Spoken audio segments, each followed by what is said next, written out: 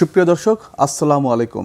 আপনাদের প্রত্যেককে আমন্ত্রণ জানাচ্ছি বাংলা ভিশনের প্রতিদিনের আয়োজন সংবাদপত্র ও সংবাদ মাধ্যমগুলোর শীর্ষ সংবাদ নিয়ে পর্যালোচনা ও বিশ্লেষণধর্মী অনুষ্ঠান ফ্রন্ট পেজে। আপনাদের সঙ্গে আছি আমি জিয়া খান এবং আলোচনার জন্য আমার সঙ্গে স্টুডিওতে উপস্থিত আছেন ইলিয়াস খান, উপদেষ্টা সম্পাদক ডেইলি টাইমস অফ বাংলাদেশ ও সাবেক সাধারণ সম্পাদক জাতীয় প্রেস ক্লাব। ইলিয়াস ভাই, আপনাকে স্বাগত জানাচ্ছি। ধন্যবাদ। দর্শক, মূল আলোচনায় যাওয়ার আগে আমরা আজকের সংবাদপত্রগুলো শীর্ষ সংবাদ আপনাদের জানিয়ে দিচ্ছি। প্রথম আলো, ৪৬ আসনে বিদ্রোহীদের চাপে বিএনপি ও মিত্ররা, দেশ পরিচালনার অভিজ্ঞতা গুণ শুধু বিএনপির আছে। সিরাজগঞ্জে তারেক রহমান, পচা রাজনৈতিক সংস্কৃতি বদলাতে চায় জামাত, জনসভায় শফিকুর রহমান। শেষ প্রান্তে সমুদ্র, তবু ভোটের ভাবনা থামে না তাদের। সংঘাত সহিংসতা নয়, শান্তির আকুতি। আমার দেশ, আমলাদের অসহযোগিতায় নাকাল ইউনূস সরকার। সরকারি চাকরিজীবীদের হ্যাঁ ভোটের প্রচারের বাধা কাটতে যাচ্ছে ইসি চিঠিতে সরকারের উচ্চ পর্যায়ে তীব্র অসন্তোষ। পাশের দেশগুলোর তুলনায় বেতন কয়েক গুণ বাড়ানোর সুপারিশ নবম পে কমিশনের। নির্বাচন জনসভায় তারেক রহমান, আন্দোলন করে স্বৈরাচারের পতন ঘটিয়েছে, এখন দেশ গড়তে হবে। দৈনিক ইত্তেফাক, নির্বাচন বাধাগ্রস্ত করতে অগণতান্ত্রিক শক্তির গুপ্তচর বিভ্রান্তি ছড়াচ্ছে। বগুড়া, সিরাজগঞ্জ ও টাঙ্গাইলে তারেক রহমান। বাংলাদেশে অবাধ সুষ্ঠু নির্বাচন নিশ্চিতের সহায়তা দিতে মার্কো রুবিওকে চিঠি মার্কিন কংগ্রেসম্যানদের। চাঁদাবাজি ও দুর্নীতির গোড়া কেটে দিতে চাই, কুমিল্লা ও কেরানীগঞ্জে জামাতের আমির। ভোটের মাসে দেশ প্রচারণায় উত্তাপ, আক্রমণাত্মক বক্তব্য, উত্তেজনা, নির্বিকার ইসি। নির্বাচনের মাঠে মারণাস্ত্র ব্যবহার করবে না বিজিবি। সমকাল, জামায়াতের সহযোগিতা না পেয়ে নাখোশ শরিকরা। নতুন সরকারের সামনে বড় বড় চ্যালেঞ্জ। বিএনপির মিত্ররা ভোটের মাঠে ভালো নেই, জনবিচ্ছিন্ন হয়ে জয়ের আশা করা যায় না, জনসভায় তারেক রহমান। ইসির কাছ থেকে 14,000 সাংবাদিকের তথ্য ফাঁস।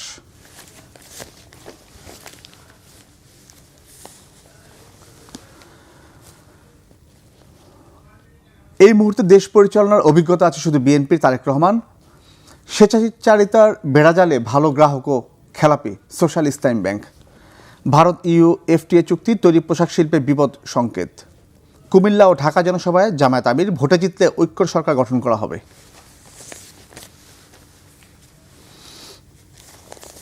মানব জমিন, ভাঙনের কিনারা থেকে আবার ব্যালটের পথে।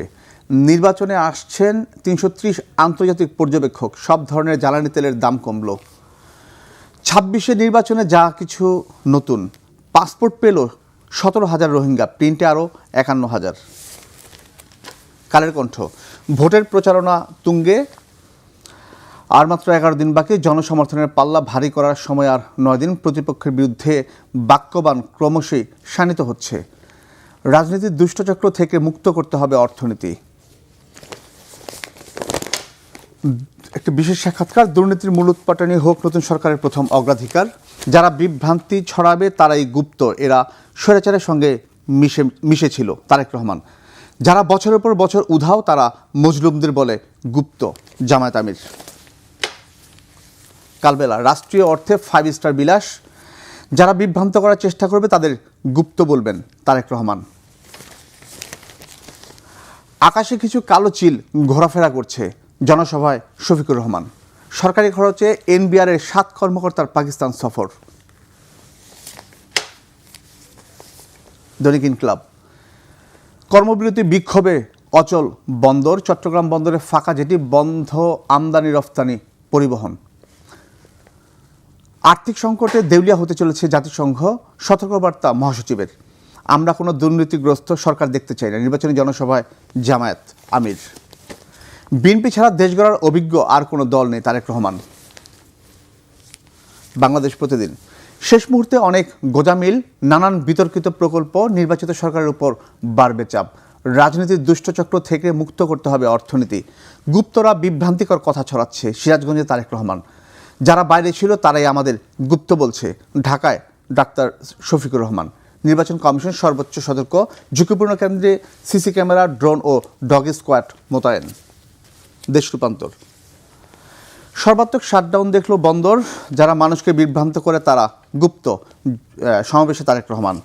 আমদানির কলে বিকল কারখানা, যারা দেশের বাইরে ছিল তারাই গুপ্ত সুপ্ত বলে। জনসভায় জামায়াত আমির। নয়াদিগন্ত। গণভোটের পক্ষে প্রচার, সরকার ইসি মুখোমুখি। বিদ্যুৎ খাতে ভয়াবহ লোকসানে জাতীয় বাজেটে অসহনীয় চাপ। লোকসান ভর্তুকি 50,000 কোটি টাকা ছাড়ানোর শঙ্কা। বাংলাদেশ নাজুক অবস্থা ও অস্থিরতার মধ্য দিয়ে যাচ্ছে, 2 কংগ্রেসম্যানের চিঠি। বিএনপি ছাড়া দেশ চালানোর অভিজ্ঞতা কোনো দলের নেই, সিরাজগঞ্জে তারেক রহমান। সাবধান, আকাশে কিছু কালো চিল ঘোরাফেরা করছে। ধানমন্ডিতে নির্বাচনী জনসভায় ডাক্তার শফিক। বণিক বার্তা। গণভোটের রায় যাই হোক, সংসদেরই সর্বোচ্চ কর্তৃত্ব থাকবে। বিদ্যুৎ জ্বালানির সংকট মোকাবেলায় সুস্পষ্ট রূপরেখা নেই রাজনৈতিক দলগুলোর। The Daily star.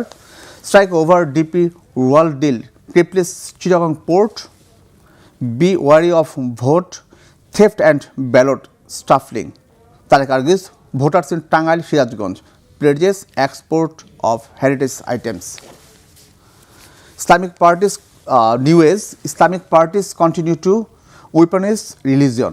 EC accused of inaction. Daily Observer. Power plants are feeling the pinch. Election code violence surges as EC faces security.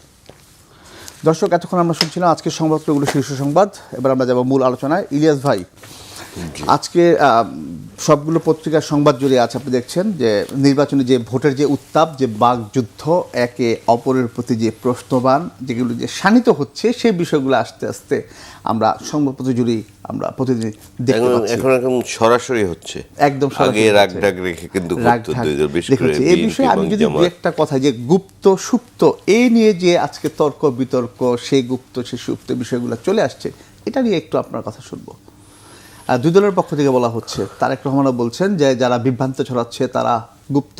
ওদিক থেকে জামায়াতে আমির বলছেন যারা বাইরে ছিল তারাই গুপ্ত। বাইরে তো উনি শখ করে থাকেননি তারেক রহমান। ওনাকে কিভাবে বিদেশ পাঠানো হয়েছিল, কিভাবে উনি গিয়েছিলেন, বাংলাদেশের মানুষ তো জানে। এবং উনি কিন্তু সবচেয়ে বড় মজলুম। উনি যখন বিদেশে ছিলেন, ওনার ভাইকে হারিয়েছেন, ওনার মায়ের সাথে দীর্ঘদিন দেখা হয়নি, এগুলো তো আমরা জানি। সুতরাং এগুলি কথা বলা খুব খুব একটা নির্দয় মন্তব্য আমি মনে করি এগুলি। এবং এমন তো না যে উনি শখে গিয়ে বাইরে বসছিলেন। যে দুর্বিনীত শাসন ছিল, তার জীবনের ঝুঁকি ছিল, তিনি দেশে আসতে পারেননি। সুতরাং এক্ষেত্রে বলা ঠিক না। গুপ্ত এখন বলা হচ্ছে, এর আগে তো অনেকদিন ধরে আমরা শুনছি, বিশেষ করে ছাত্রদলের শিবিরের ছাত্রদল যেটি বলতে চায়, নিশ্চয়ই আপনি জানেন এটি, যেমন ঢাকা বিশ্ববিদ্যালয় প্রসঙ্গে ছাত্র সংসদ নির্বাচন থেকে যেটা শুরু হয়েছে, জি, এর আগেও হয়েছে। যাই হোক, আমরা দেখেছি যে শিবিরের অনেকে ছাত্রলীগের আশ্রয় নিয়ে এবং তারা যে দমন পীড়ন চালিয়েছে সাধারণ ছাত্রদের উপর, শিবিরকে যাতে কেউ সন্দেহ না করে, এজন্য তারা ছাত্রলীগের চেয়েও অ্যাডভান্স ছিল, এরকম ছাত্রদলের পক্ষ থেকে অভিযোগ করেছে। যেমন এখন যিনি ডাকসুর ভিপি, তিনি নাকি ছাত্রলীগের কমিটিতে ছিলেন। কিন্তু আপনি একটা বিষয় খুব ভালো লাগার বা একটা বিষয় সাহসী দিয়েছেন, এত অত্যাচার নির্যাতন, গুম হতে পারে, বিশ্ববিদ্যালয়ে পড়াশোনা শেষ করতে পারবে না সেই ঝুঁকি ছিল, চাকরি হবে না কখনো সেই ঝুঁকি ছিল। তারপরও কিন্তু ছাত্রদলে একটি ছেলে অন্যত্র কোথাও গিয়ে আশ্রয় নেয়নি। এটা কিন্তু একটা বিরাট বিষয়। নীতি বা আদর্শের বাইরে তারা কিন্তু সবসময় চোখে চোখ রেখে কথা বলেছে, যতটুকু সামর্থ্য ছিল। ঢাকা বিশ্ববিদ্যালয় সহ তো পাবলিক বিশ্ববিদ্যালয়ের ছাত্রদল বা অন্য সংগঠন শিবির কাউকে দাঁড়াতেই দেয় না, কিন্তু শিবির এই কৌশলটি করেছিল, সেখানে গিয়ে তারা আশ্রয় নিয়েছিল। বাট আমি যেটি মনে করি, এখন যে কি বলে যে একদম মুখোমুখি হয়ে গেছে, যে কথাটি আমি আগে বললাম, যে আগে একটু রাগ ঢাক রেখে বলতেন, এখন কিন্তু সরাসরি হয়ে গেছে। এগুলোই নির্বাচন পর্যন্ত থাকবে আমার ধারণা। নির্বাচন প্রত্যেক দলের কৌশল আছে, এবং এটি একদম ধরুন যদি খুব খারাপ পর্যায়ে না যায়, নির্বাচনের সময় বা সাধারণ সময় এগুলো হবে। এগুলো বাংলাদেশের পলিটিক্সে কিন্তু এগুলো আছে। আমরা দেখেছি আগে যে প্রধানমন্ত্রী পালিয়ে গেছেন, তিনি তো আরও কথায় বেশি অ্যাডভান্স ছিলেন, তুচ্ছ তাচ্ছিল্য মানুষকে অপমান অপদস্থ করে তিনি বলেছিলেন তারেক রহমান সাহেবকে লক্ষ্য করে, আয় পারলে দেশে। কিন্তু ভাগ্যের এমন পরিহাস, তিনি কিন্তু আজ দেশে নাই। তারেক রহমান সাহেব তিনি ঠিকই দেশে আসেন।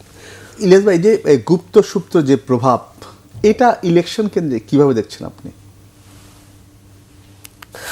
নানা কথাই তো শুনি যে বোরখা পরে ভোট দিতে আসবে এক ব্যক্তি, বিভিন্ন বারবার ভোট দিতে চেষ্টা করবে, এরকম নানা কথা আমরা শুনি। বাট এগুলো যে দলগুলো নির্বাচনে পার্টিসিপেট করে তাদেরকে বেশ সচেতন থাকতে হবে। জাল ভোট, কারণ আমরা তো সবসময় নির্বাচন কমিশনকে বলি বা সরকারকে বলি, বাট নির্বাচন অবাধ ও সুষ্ঠু করার জন্য রাজনৈতিক দলগুলোকে আরও বেশি বড় ভূমিকা। আমি কেন বলি, ধরুন একটি কেন্দ্রে 5,000 ভোট, আর বাংলাদেশের নির্বাচন একটি উৎসব। এই ভোটারদের সঙ্গে ধরেন আরও 5,000 লোক আসলো, বাচ্চা নিয়ে আসলো বা আরও 2-1 নিয়ে আসলো যারা ভোটার না। তো একটি কেন্দ্রে যদি 10,000 মানুষ উপস্থিত থাকে, তাহলে কয়জন আইন শৃঙ্খলা রক্ষাকারী বাহিনী এটি ঠিক রাখতে পারবে যদি কেন্দ্রে কোনো সমস্যার সৃষ্টি হয়? সুতরাং রাজনৈতিক দলগুলোর বড় দায়িত্ব। আমরা দীর্ঘদিন পরে বাংলাদেশে একটি নির্বাচন হচ্ছে, একটি জেনারেশন কিন্তু নির্বাচন ভুলে গেছে যে নির্বাচন কি। ধরুন যাদের এখন বয়স 38-42 এরকম, তারা কিন্তু কোনোদিন ভোট দেয় না। তার যতক্ষণই ভোটার হয়েছে তখনই বাংলাদেশে ভোট ব্যবস্থা একদম কি নির্বাচনে পাঠানো হয়েছে নির্বাচনকে। সুতরাং আমাদের সবার উচিত, এবং সবচেয়ে বড় কথা যে কথাটি আমরা প্রায় ভুলে যাই, দেশকে গণতন্ত্রের উত্তরণের জন্য নির্বাচনের বিকল্প কিছু নাই। নানা সীমাবদ্ধতা আছে, আমাদের আইন শৃঙ্খলা নিয়ে প্রশ্ন আছে, আমাদের মানবাধিকার নিয়ে প্রশ্ন আছে, নির্বাচনী আচরণবিধি নিয়ে প্রশ্ন আছে, কিন্তু নির্বাচনের কোনো বিকল্প নেই।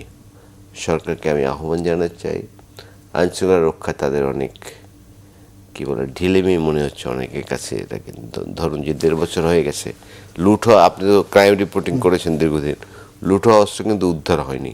সীমান্ত দিয়ে অস্ত্র আসছে, চোখের সামনে মানুষ মেয়ে ভারতে পালিয়ে যাচ্ছে। আইনশৃঙ্খলা রক্ষা একটু আন্তরিকতা। এই চোখের সামনে মব সৃষ্টি করে ঘোষণা দিয়ে পত্রিকা পেশে হামলা করা হচ্ছে, বিভিন্ন যে সায়ানটে হামলা করা হয়েছে, উদীচিতে হামলা করা হয়েছে, এটা তো সুলক্ষণ না। আর কথা হলে কিছু হলেই ঢাকার যে মূল সড়কগুলো সেগুলো বন্ধ করে দেওয়া হয়। আপনি নিশ্চয়ই লক্ষ্য করবেন, শাহবাগ একটি জায়গা, সেটি বন্ধ করে দেয়। এই রাষ্ট্রে পরীক্ষা না দিয়ে পাশ করতে চায়। সবচেয়ে বড় যে আপনার অপ্রত্যাশিত বিষয়, সেটা হচ্ছে কিছু হলে রাস্তায় নেমে যে যার অবস্থান থেকে রাস্তা বন্ধ করে দেয়া। একটা উদাহরণ আমি এই স্টুডেন্ট আগেও দিচ্ছি। এই যে একটা কলেজের ছাত্ররা রাতে বিশ্ববিদ্যালয়ের ছাত্র হয়ে যেতে চায়, পুরো 5 দিন ঢাকা শহর কলাপস করে রেখেছে। এই যে তিতুমির কলেজের ছাত্ররা, আমার ছাত্র বন্ধুদের আমি বলতে চাই, আপনি তো কলেজে ভর্তি হচ্ছেন, আপনি বিশ্ববিদ্যালয়ের ছাত্র কীভাবে হবেন, তাই না? কিন্তু সরকারও, এবং আপনি নিশ্চয়ই আপনি আরও একটু দেখেছেন, এই যে ঢাকা কলেজ বা সিটি কলেজ, এ পর্যন্ত 100 চেয়ে বেশিবার মারামারি হয়েছে। এটা কি রকেট সায়েন্স? এই সমাধান করা যায় না, চিন্তা করা যায় না, আমি জানি না কেন হচ্ছে না। তারপর 7 কলেজের দ্বন্দ্ব আপনি শোনেন, এবং প্রায় ছাত্র রাস্তা অবরোধ করে, বহুদিন ধরে শুনছি। এটা কি আমি বুঝি না কেন এগুলো সমাধান হয় না। এই সরকারকে এসব বিষয়ে আন্তরিক হতে হবে। সরকার কিন্তু শেষ পর্যায়ে অন্য কাজগুলো করছে, নেক্সট সরকার এসে যাতে বিপদে পড়ে ঝামেলায় পড়ে সেগুলো করছে। এই যে কি 9,030 বর্গফিটের ফ্ল্যাট বানাবে, এমন এই 5টা অফিসের সমান, তারও বেশি। এটা কেন, হোয়াই? মানে গণপূর্ত যেটা যদিও পরে বলেছেন যে এটি নাকি বানাবে না। হ্যাঁ, ওই জায়গাটা আমরা আসবো। আপনি একটা বিষয় যেটা বলে গেলেন আইন শৃঙ্খলা নিয়ে, সামনে যেহেতু নির্বাচন এবং এই আমাদের যে বর্তমান আইন শৃঙ্খলা পরিস্থিতি এবং নির্বাচন কেন্দ্রিক যে প্রশ্নবাণ কিংবা বাকযুদ্ধ যেটা শুরু হয়েছে, আমরা অনেক ক্ষেত্রে দেখছি সেটা সহিংসতার রূপ নিয়েছে। সেক্ষেত্রে আর 11 দিন বাকি মাত্র ইলেকশনের, এখন ওই আইন শৃঙ্খলা পরিস্থিতি নিয়ে ভাবিয়ে তোলাটা, মানে সেটা আমরা কোন জায়গাটায় আছি, কিংবা আপনি কিভাবে দেখেন? ভাবার তো অনেক কারণ আছে। এটা আপনারও ভাবতে হবে, আমারও ভাবতে হবে, রাষ্ট্রের সকল নাগরিককে ভাবতে হবে। কারণ আমি একটু আগে যে আমার আগের কথায় বললাম যে আমরা সুষ্ঠু নির্বাচন চাই, তো আইন শৃঙ্খলা এখনও ভালো না, যদিও সরকার পক্ষে দাবি করা হয় যে অতীতের যে কোনো সময় আইন শৃঙ্খলা ভালো। নিশ্চয়ই আপনি এটি দেখছেন। আমরা নানা সংকট আছে। ধরুন যারা গত 15.5 বছর যাদের আইন শৃঙ্খলা রক্ষা বাহিনীতে চাকরি হয়েছে, এ তো ব্লাড টেস্ট করে এদেরকে নেওয়া হয়েছে। সবাইকে তো বিদায় করা যায়নি, অল্প কিছু লোক হয়তো উপর থেকে সরিয়ে দেওয়া হয়েছে। নাম্বার 2, এই যে গত 15.5 বছর দুর্নীতি শাসন যে শক্তির উপর থেকে চালিয়ে এসেছে শেখ হাসিনা, যে মানুষগুলো তার ক্যাডার ছিল, সবাই তো পালিয়ে যায়নি, অল্প কিছু লোক পালিয়ে গেছে, আর সবাই তো দেশে আছে। তাদের যে একটা সাজানো বাগান নষ্ট হয়ে গেছে, তছনছ হয়ে গেছে, এই মনস্তাপ থেকে তারা কিন্তু চায় যে বাংলাদেশের নির্বাচনটি সুষ্ঠু না হোক এবং আরও দেশি বিদেশি স্বজন থাকতে পারে, সুষ্ঠু না হোক। এই জন্য নানা চেষ্টা করছে মারামারি। এখন বোধহয় নির্বাচন কেন্দ্রে 4 জন বা 5 জন মারা গেছে দেখলাম, 6 জনের মতো হবে, 6 জন বোধ হয়। তারপরে এই যে ওসমান হাদিকে, তিনি মারা গেছেন। তারপরে এই যে কয়েকদিন আগে মুসাব্বির, তিনি মারা গেছেন। এরকম ঘটনা তো ঘটছে প্রায়। শেরপুরে একজন, বিএনপির একজন মারা গেছে বোধ হয় নাকি, খবর এসে আমি জানি না, আমি ফেসবুকে দেখছি। জামাতের একজন নেতা মারা গেছেন। এগুলো তো সরকারকে কঠোর হাতে দমন করতে হবে। কঠোর হাতে দমন যদি না করে, সেটা কিভাবে আসলে আপনি দেখেন যে এই যে বাকযুদ্ধ শুরু হয়েছে, সরাসরি আক্রমণ, যেটা ইসির আচরণ বিধিতেই পড়ে না, কিন্তু ইসি এখনো নির্বিকার। কোনো আচরণবিধি, আপনি রঙিন ব্যানার দেখবেন হাজারে হাজারে পুরো দেশে। তাহলে ইসির কাজটা কি হচ্ছে, আমরা কি দেখছি আসলে? পারছেন আসলে বাংলাদেশের মানুষ তো রাতারাতি চেঞ্জ হয়ে যাবে না। খুব ভালো করেছে যে পোস্টার নারায়ণ এখনো, বাট রঙিন ব্যানার দেখি কথার যুদ্ধ হচ্ছে, মাইক ব্যবহার নিয়ম আছে সেটি মানা হচ্ছে না, মহড়ার নিয়ম আছে সেটি মানা হচ্ছে না। এখন এগুলো চলছে। এখন এগুলো এসি যতটুকু পারুক তাদের নিয়ন্ত্রণের চেষ্টা করা উচিত। বাট এগুলো আবার কেন্দ্র করে খুব বেশি যে সমস্যা হচ্ছে আমি তা মনে করি না। বাংলাদেশ একটি ছোট্ট দেশ, 18 কোটি লোকের দেশ। নির্বাচন আগে থেকেই আমাদের এখানে, এটা ওয়েস্টার্ন ওয়ার্ল্ডের নির্বাচনের মতো না কিন্তু। বাট আমি কালকে বিভিন্ন এলাকায় ঘুরে আসলাম, ফরিদপুর, তারপরে মাদারীপুর, তারপরে বরিশাল। আমি দেখলাম যে এটা ওয়েস্টার্ন ওয়ার্ল্ডের মতো নির্বাচন হচ্ছে। এই অর্থে যে খুব বেশি এই যে আগের মাইকের শব্দে মানুষ ঘুমোতে পারতো না, হাজার হাজার মানুষ মিছিল, মানে সেই জায়গাটা থেকে এখন আমরা এই জায়গাটা ডিজিটালি কিংবা সামাজিক যোগাযোগের মাধ্যমে আমাদের যে প্রচারণা চলে গেছে। আমি বারাক ওবামা ইলেকশন কাভার করতে গিয়েছিলাম, সেন্টারে গিয়ে বোঝার কোনো উপায় নেই যে এখানে ইলেকশন হচ্ছে। কোনো পোস্টার নাই, ব্যানার নাই। বাংলাদেশেও আস্তে আস্তে ক্রমান্বয়ে সেই দিকে যাচ্ছে। বাট মানুষগুলো যদি কি বলে সহনশীল হয়, এখন নির্বাচন করে সামনে নিয়ে সবচেয়ে বড় বিষয় হচ্ছে সহনশীল হতে হবে সবার মধ্যে। বিশেষ করে 5 তারিখের পরে কেন যেন আমার মনে হয় বাংলাদেশের মানুষের মধ্যে সহনশীলতা কমে গেছে। ধরুন আপনাকে পছন্দ হলো না, আমি মব করে দিলাম, এটা তো হচ্ছে বাংলাদেশে। আমি প্রায় 200 মাজার আমি ভেঙে ফেলেছি। আমি মাজারের সঙ্গে, মাজারে যে যারা বিশ্বাস করে, আমি তার সাথে একমত না হতে পারি, কিন্তু আমি মাজার ভেঙে ফেলবে ঠিক না। এবং এত অসহিষ্ণু মানুষ, সে মাজারে একটি কবরে যা লাশ ছিল সেটি তুলে পুড়ে দেওয়া হয়েছে। মানুষের কি বলে যে পরম অসহিষ্ণুতা কোন পর্যায়ে গেছে, এটা খুব আমাদের একটি জেনারেশন, এদের মেন্টাল মেকআপে চেঞ্জ হয়ে গেছে। পত্রিকা বিশ্বের সামনে গরু জবাই দিচ্ছে, কি এগুলি কি আসলে? একটা জেনারেশন একদম কিছু ব্যক্তি দায়ী, হয়তো আমি এই স্টুডিওতে বলতে চাই না। একটি জেনারেশনের ভাষা, তাদের বডি ল্যাঙ্গুয়েজ, তাদের মেন্টাল মেকআপ, এগুলো চেঞ্জ হয়ে গেছে। একটা বিরাট জেনারেশন। আপনি ফেসবুকে ঢুকলেই বুঝবেন, পশপাকে গালাগালি, অশ্লীল শব্দ, মেয়েদের নানা কটূক্তি, এগুলো তো ছিল না কখনো, কিন্তু এখন এগুলো হচ্ছে। একটু রাজনীতিতে থাকে আর একটা বিষয়, সেটা হচ্ছে সমকাল একটা, সেখানে যেটা আছে জামায়াতের সহযোগিতা না পেয়ে নাখোশ শরিকরা। পাশাপাশি তাদের আরেকটা সংবাদ আছে, সেটা হচ্ছে বিএনপির মিত্ররা ভোটের মাঠে ভালো নেই। অর্থাৎ বিএনপি এবং জামাত, তাদের জোটে যারা আছে, যেসব মিত্ররা, দুই দিকেই সমস্যা রয়েছে।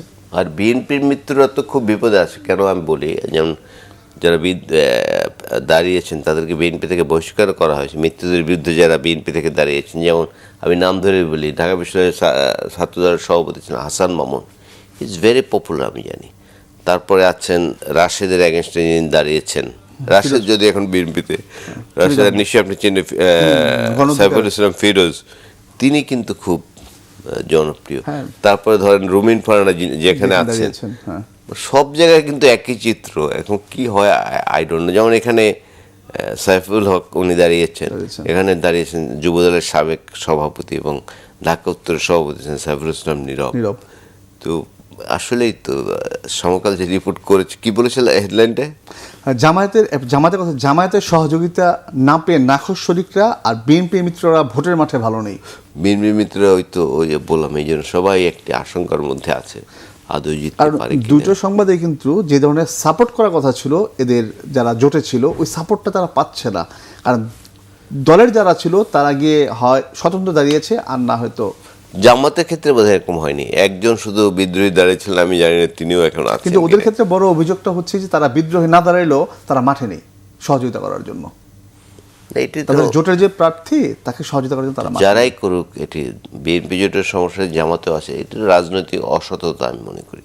আপনি জোট থেকে নমিনেশন দেন তাকে, তার পক্ষে আপনার কাজ করতে হবে। এটি হলো রাজনৈতিক সততা। যদিও আমাদের এখানে রাজনৈতিক সততা কিন্তু প্রশ্নবিদ্ধ, আমরা ওরকম দেখি না বিভিন্ন সময়। যেমন এই যে মাহমুদুর রহমান না, তিনি কিন্তু কি বলে যে বিএনপির সাথে যুগপৎ আন্দোলন করেছেন, শেষ মধ্যে দেখলাম তিনি সরে গেছেন। আর বাংলাদেশের রাজনীতি আমরা জানি, আমাদের আরেকটি বিষয় শেখানো হচ্ছে, এটি খুব ভুল টার্ম যে রাজনীতির শেষ কথা বলে কিছু নয়, শেষ কথা থাকা উচিত। নীতি, নৈতিকতা, মানবিকতা না হয়তো কোথায় থামবে এটা না জানলে তো আর আমার পথটা কিংবা আমার আমাদের সব অপরাধ জায়েজ করে দেওয়া হয় এই লাইনটা বলে। ঠিক না, ঠিক না আমি মনে করি।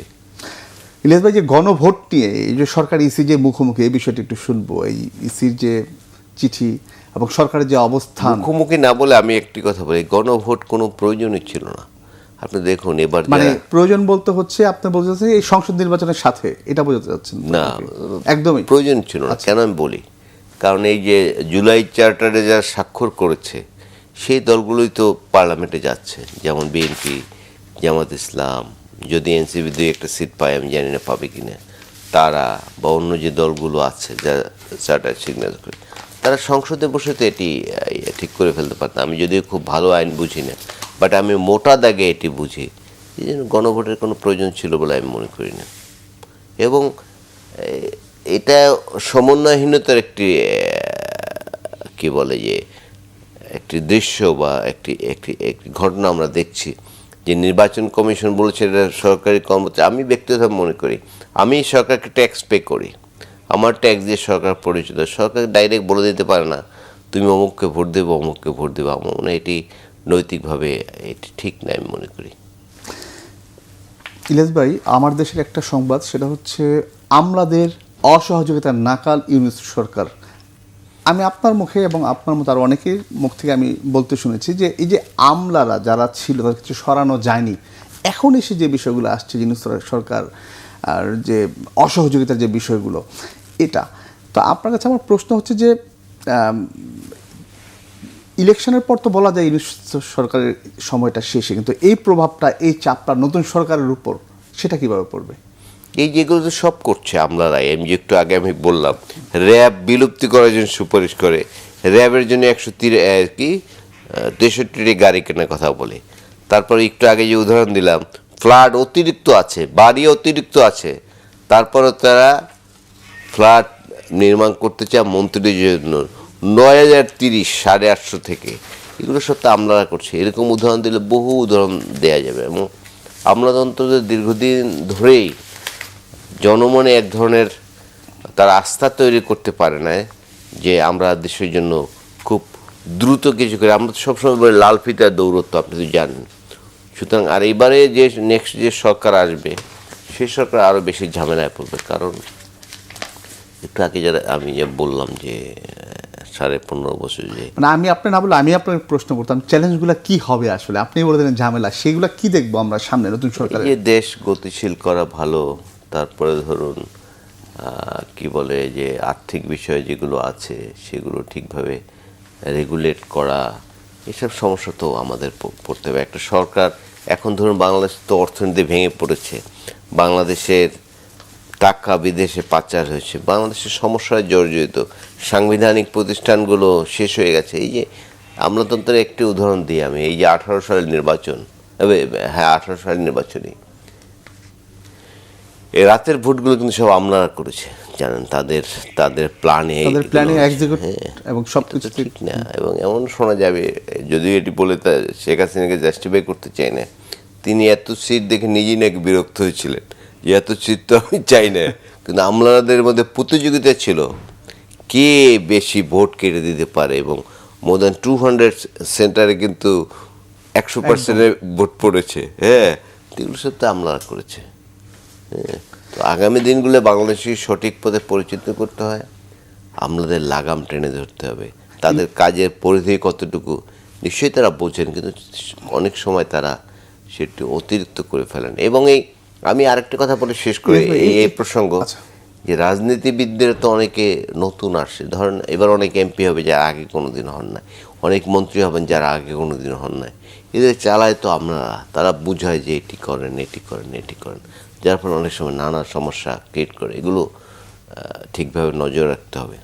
ইলিয়াস ভাই, একদম শেষ দিকে আমরা বাংলাদেশ প্রতিদিন যে খবর, শেষ মুহূর্তে অনেক গোজামিল, অর্থাৎ এই সরকার এমন কিছু প্রকল্প বা এমন কিছু চুক্তি করছে যে যেটা আসলে একদম এটা নিয়ে অনেক প্রশ্ন দাঁড়িয়েছে। যেমন এই যে আপনি যে বিষয়টা বললেন যে নবম পে কমিশন সরকার চাকরিজীবীদের জন্য, চিন্তা করছেন কত বড় সংকট সৃষ্টি করবে, ক্যান ইউ ইমাজিন কত বড় সংকট সৃষ্টি করবে এই যে পে কমিশন করেছে।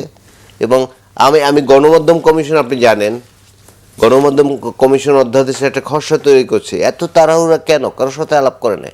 এই আমাদের যে সাংবাদিকদের বিভিন্ন বডি আছে, কারোর সাথে আলাপ করে না, এখন এটি নিয়ে ব্যস্ত হয়ে গেছে। এই যে পে কমিশন করেছে, দেশে কি শুধু সরকারি কর্মচারী?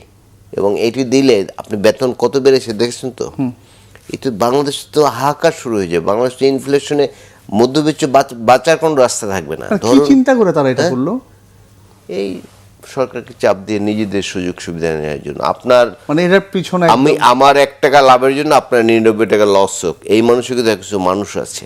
ধরুন 14 লাখের মতো সরকারি কর্মকর্তা কর্মচারী আছেন, এর বাইরে তো বিশাল সংখ্যক মানুষ বাংলাদেশের, এবং বাংলাদেশের সংস্কৃতি বা বাংলাদেশের ব্যবসায়ীদের দৃষ্টিভঙ্গি এরকম, একবার দাম বাড়লে তো আর কমবে, সেই জায়গাটা আর কমে না। আর সিন্ডিকেট এবং আমলাতান্ত্রিক এ থেকে আমরা এখানে বেরোতে পারিনি।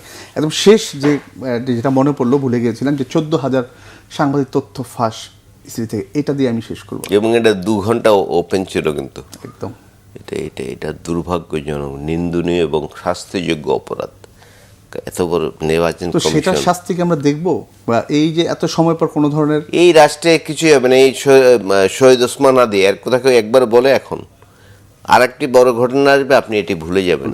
আপনি এই যে আমাদের কি বলে যে তত ভাগ্য বলা আমি দেইনি, আমি একটু ঢাকার বাইরে ছিলাম, আমি আর দিল, যাই হোক, এই শহীদ ওসমান হাদির কথা কিন্তু আমরা ভুলে গেছি। এই যে কি বলে সাংবাদিক তথ্য ফাঁস হয়েছে, ভুলে যাবো হয়তো বাংলাদেশ ব্যাংক দিয়ে কোটি টাকা বাইরে চলে যাবে, এরকম নানা ঘটনা তো বাংলাদেশে বিভিন্ন সময় ঘটেছে।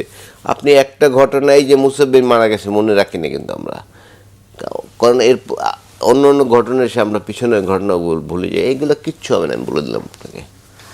ধন্যবাদ ইলিয়াস ভাই আপনাকে বাংলা ভিশনে আসার জন্য। দর্শক, ফ্রন্ট পেজ আজ এ পর্যন্ত, আবার দেখা হবে আগামীকাল। সবাই ভালো থাকুন, সুস্থ থাকুন।